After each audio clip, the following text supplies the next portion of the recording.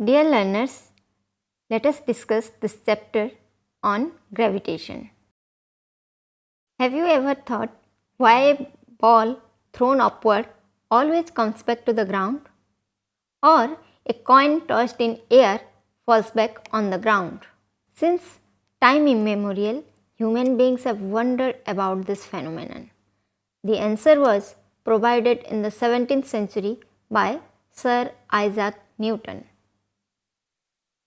He proposed that the gravitational force is responsible for bodies being attracted to the earth.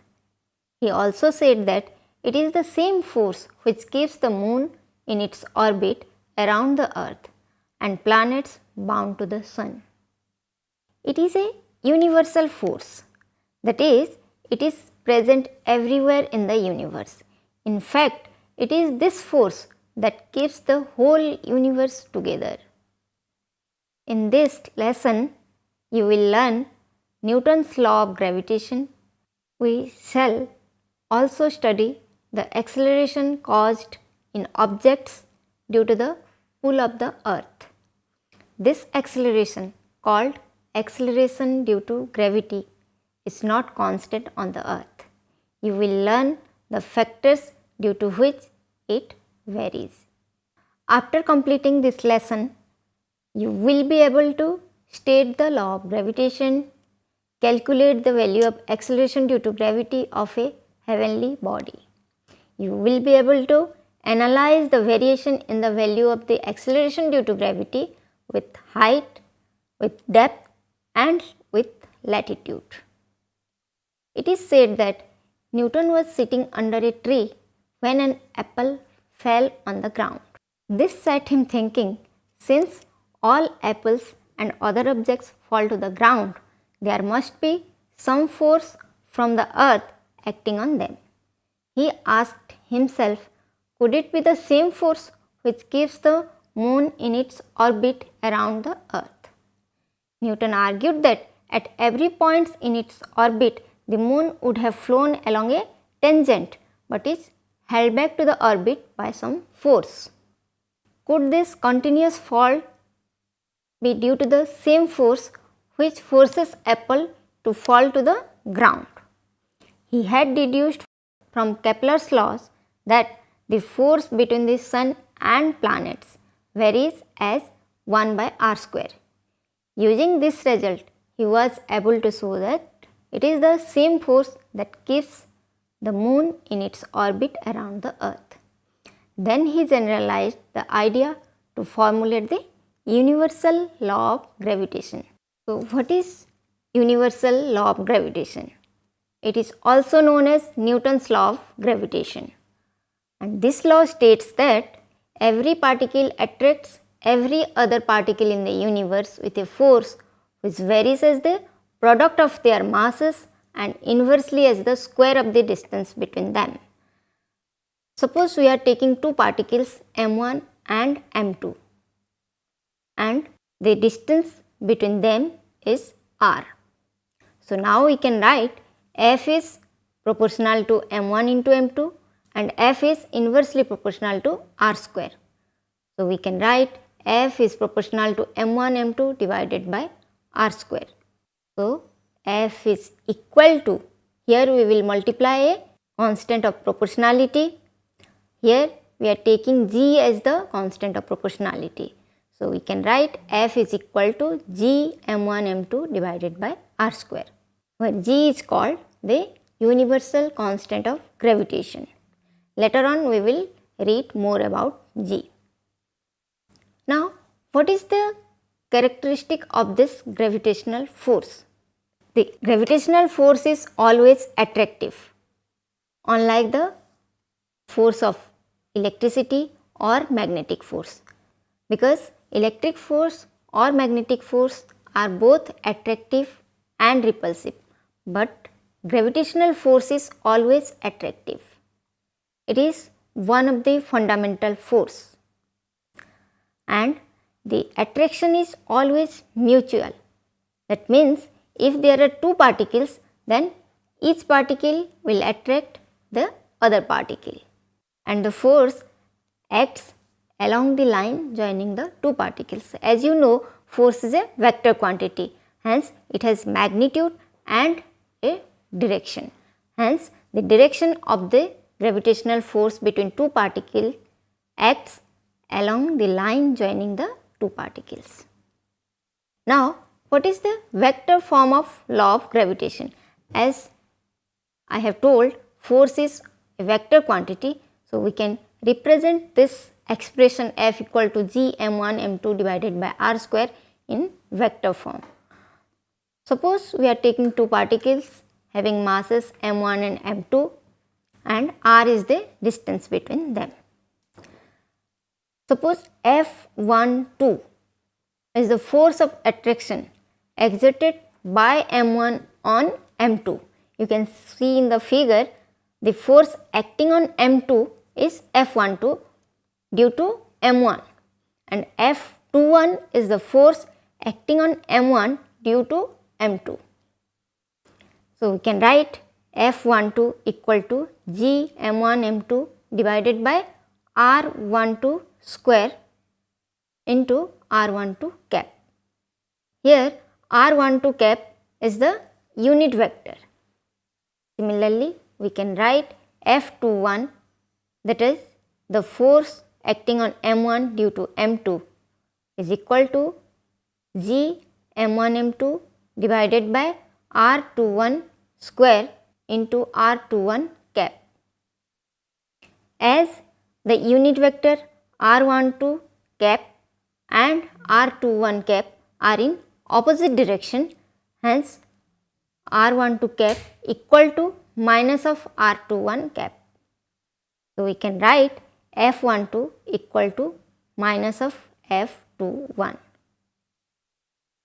Hence, we can say F12 and F21 are equal and opposite. Here you can see in the mathematical expression that F12 equal to minus of F21, that means their magnitude are same and the negative sign denotes that the direction are opposite. Here we can say that the force F12 and F21, as they are equal in magnitude and opposite in direction, they form a pair of forces of action and reaction that you have studied earlier in the Newton's third law. Earlier we have seen that the force of gravitation is equal to F, that is equal to g m1 m2 by r square, where g is the constant of proportionality or universal gravitational constant. But now what is g, the universal gravitational constant? Actually, the value of constant g is so small that it could not be determined by Newton or his contemporary experimentalists. It was determined by Cavendish for the first time about 100 years later. As you can see, the value of g is very small, 6.67 into 10 to the power minus 11. Hence, the value of g is very small, and it is because of the smallness of g that the gravitational force due to ordinary objects that like you and your friend is not felt by us. You cannot feel the gravitational force exerted by your friend on you, or your friend cannot feel the gravitational force exerted by you on him. Now, let us discuss acceleration due to gravity. As we have studied in the Newton's law of motion chapter, that Newton's second law states that force equal to mass into acceleration. Similarly, the force of gravity, the gravitational force is also a force, hence it will also produce an acceleration in the body. The acceleration produced by the force of gravity is known as acceleration due to gravity, and this acceleration due to gravity is denoted by the symbol small g. Now, how can we find out the value of g, or what is the mathematical expression for g? Let us find out. As you know, magnitude of force of gravity on a particle of mass m on the earth's surface is equal to force is equal to F that is equal to g small m. Small m is the mass of particle, capital M, where capital M is the mass of earth divided by r square, where r is the distance between center of earth and the particle, and as you know the particle is on the surface of earth, that means this distance will be the radius of the earth, hence r is radius of earth here. The force on any particle is equal to mass into acceleration, and here we will take the acceleration as acceleration due to gravity, that is small g. So, we can write in place of force m into g small g. So, mg equal to g small m into capital M divided by r square. Now, m and m will cancel out, hence g equal to capital G capital M divided by r square, and this is the expression for small g, that is acceleration due to gravity. Now, here in this expression you know the value of capital G, that is 6.67 into 10 to the power minus 11. Mass of earth is also known to us and radius of earth is also known. That means you can find out the value of small g by putting all these values, and it has been calculated to be 9.8 meter per second square on earth's surface. As we have derived the expression for acceleration due to gravity, that is g is equal to capital G capital M divided by r square. Here you can see that in this expression the acceleration due to gravity is independent of the mass of the particle or mass of the body. The small m is not there in the expression. That means acceleration due to gravity is independent of the mass of any particle. It is constant for all particles on the earth's surface. If you are dropping a heavy ball and a light ball simultaneously from the same height, then what will happen? You can see that they will fall with the same velocity and also they will reach the ground simultaneously. Under the influence of gravity, a body falls vertically downward towards the earth. For small heights above the surface of the earth, the acceleration due to gravity does not change much. The equation of motion when a body is moving under the force of gravity will be modified as v equal to u plus gt. You have earlier seen that the equation of motion in case of straight line motion, v equal to u plus at. Here you have to replace only g in place of a. So, the equation will be v equal to u plus gt, s equal to ut plus half gt square, and v square equal to u square plus 2gs. These are the equation of motion when a body is moving under the force of gravity. And when a body moves under the force of gravity and its acceleration is equal to g, it is said that the body is in free fall. You must be wondering as to why we take radius of the earth as the distance between the earth and a particle on its surface while calculating the force of gravity on that particle. When we consider two discrete particles or mass points, the separation between them is just the distance between them. But when we calculate gravitational force between extended bodies like planets, sun, moon, etc., what distance do we take into account? To resolve this problem, the concept of center of gravity of a body is introduced. This is a point such that as far as the gravitational effect is concerned, we may replace the whole body by just the point and the effect would be the same. For geometrically regular bodies of uniform density such as spheres, cylinders, rectangles, the geometrical center is also the center of gravity. That is why we choose the center of the earth to measure distances to other bodies. Now, let us discuss the variation in the value of g. As we have studied that the value of capital G, that is the universal gravitational constant, does not change anywhere in the universe, but the value of small g, that is the value of acceleration due to gravity, changes with height, with depth and with latitude. Let us first discuss what is the variation of g with height. For large value of h, the magnitude of g decreases as square of the distance from the center of the earth increases. For example, if a particle is situated at a distance r, that is equal to the radius of the earth from the earth's surface, that means the distance of the particle from the center of the earth is the radius of earth plus the distance r above the earth's surface. That means the total distance from the center of earth is 2r, r plus r, that is 2r. That means the value of distance from the earth's surface here is very large, that is almost equal to the radius of earth. In that case, we can find out the acceleration due to gravity g by putting the same formula or same mathematical expression what we have studied earlier, that is small g equal to capital G capital M divided by r square.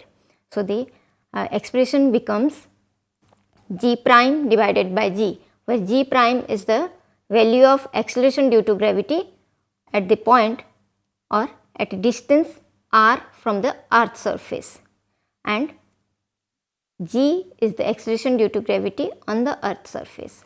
So, g prime divided by g equal to r square divided by r prime square. R prime is the distance of the particle from the center of earth.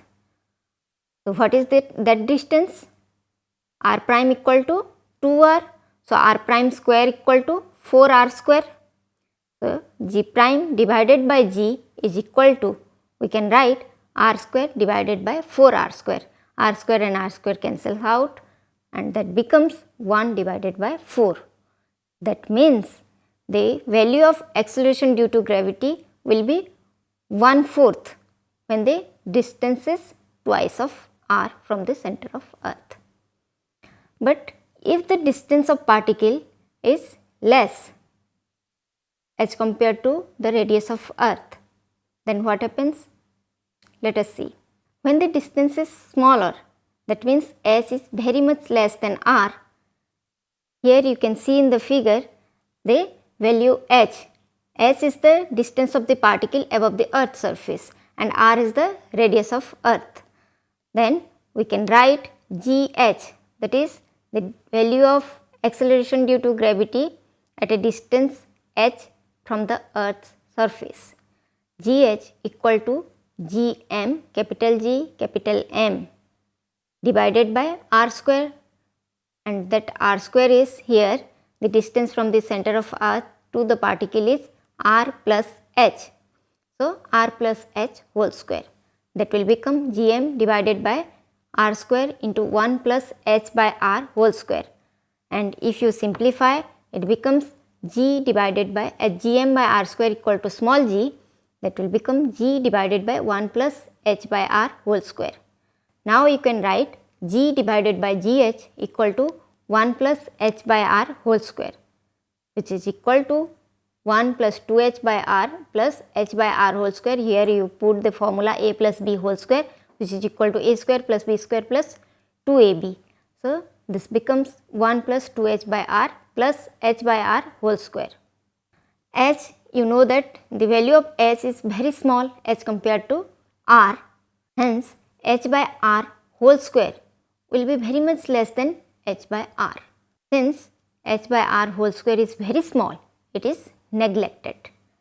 Now, gh becomes gh equal to g divided by 1 plus 2h by r. Here we have neglected the quantity h by r whole square. So, this is the value of g when the distance of the particle is very small as compared to the radius of earth. Now, what is the variation of g at a depth from the earth's surface? For that, consider a particle at point P at a depth d inside the earth's surface. Let us assume that the earth is a sphere of uniform density. The distance of the point P from the center of the earth is r, that is small r, is equal to capital R, that is the radius of earth, minus d, because the particle is at depth d. So, d is the depth from the earth's surface, small r equal to r minus d, capital R is radius of earth. So, this is equal to distance of the point P from the center of earth, and rho is the density of earth, which is uniform. Place a mass at point P and it will experience gravitational force due to two types of masses, that is, one for the masses of the cell of thickness d and for masses of the sphere of radius r. It can be shown that the forces due to all the particles in the cell cancel each other. That is, the net force on the particle at P due to the matter in the cell is 0. Therefore, in calculating the acceleration due to gravity at P, we have to consider only the mass of the sphere of radius r minus d. Suppose m prime is the mass of the sphere of radius r minus d. We can write mass equal to volume into density, and density is rho, volume equal to volume of sphere is 4 pi by 3 r cube. So, we can write m prime equal to 4 pi by 3 rho, here radius is r minus d, hence r minus d whole cube. Now, the acceleration due to gravity experienced by the particle at point P is gd. Suppose the expression is gd is equal to capital G m prime divided by r minus d whole square. That is equal to, as you know, the value of m prime equal to 4 pi by 3 rho r minus d whole cube. Put this value here in m prime and the value of gd becomes 4 pi g, that is capital G, divided by 3 rho into r minus d.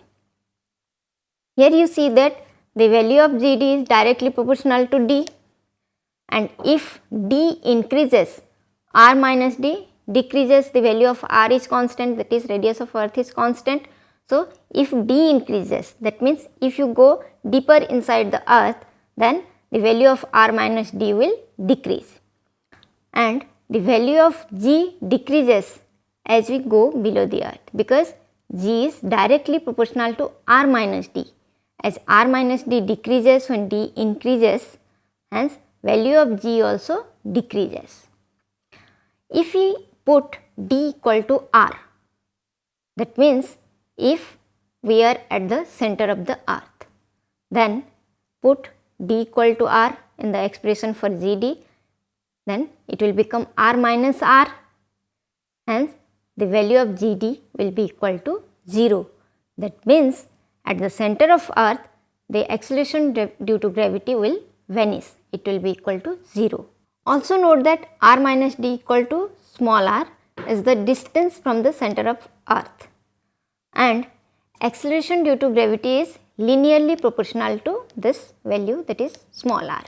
Now, gd at the surface, that is on the earth's surface, will be equal to g. Here on the earth's surface the depth is 0, that is small d equal to 0. If we put this value of d in the equation for gd, the value becomes 4 pi g divided by 3 rho into r. This is the value of g at the earth's surface, which is equal to 9.8 meter per second square. Now, let us compare the value of g at the surface of earth and at a depth d. gd, that is the value of acceleration due to gravity at a depth d, is equal to small g, that is value of acceleration due to gravity at the earth's surface, into r minus d divided by r. Hence, this becomes g into 1 minus d by r, and this is the value when the value of d lies between 0 to r, that is radius of earth. Here you can see that g decreases with both height as well as depth. We have seen that in case of variation of g with height, it decreases as 1 by r square. Here it decreases as 1 by r. Now let us represent this variation of g graphically. Here you can see the graph on your screen that the value of g at exactly r, that is on the earth's surface, and the value of g is 9.8 meter per second square. As we go deeper inside the earth, that means the value of r or distance decreases. Hence, you can see the acceleration due to gravity is decreasing, but it is decreasing linearly. But as distance increases, that is in the range from r to 2r, you can see that the value of g also decreasing, but it is decreasing in a curved manner. You know that the earth rotates about its axis. Due to this, every particle on the earth's surface executes circular motion. In the absence of gravity, all these particles would be flying up the earth along the tangents to the circular orbits.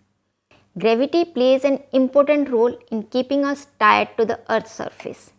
You also know that to keep a particle in circular motion, it must be supplied centripetal force.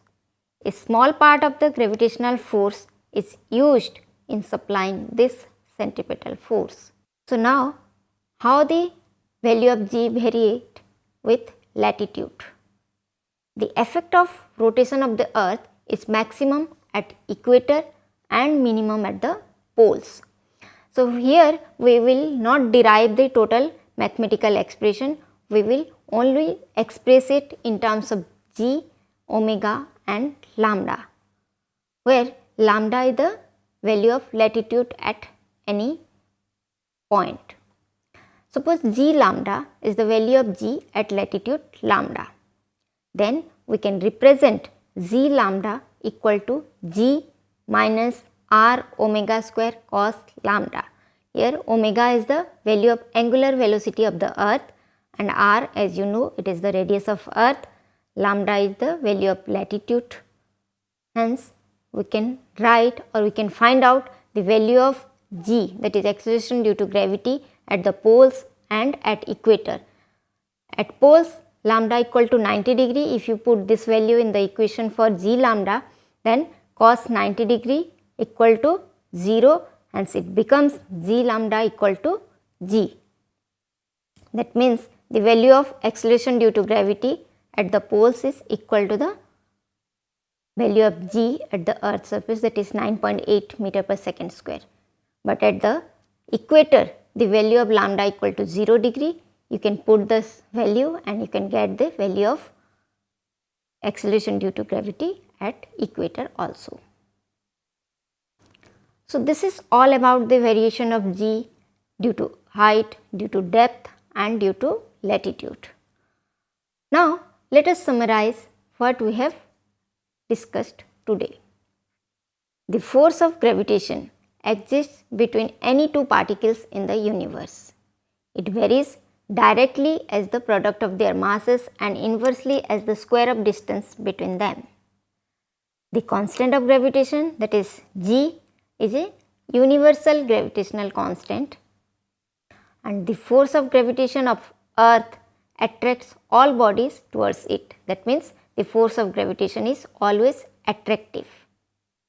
The acceleration due to gravity near the surface of the earth is 9.8 meter per second square, and it varies on the surface of earth because the shape of the earth is not perfectly spherical. The acceleration due to gravity varies with height, depth and latitude that you have seen, and the mathematical expression for this all we have derived also. I hope you have understood what we have discussed today. Thank you.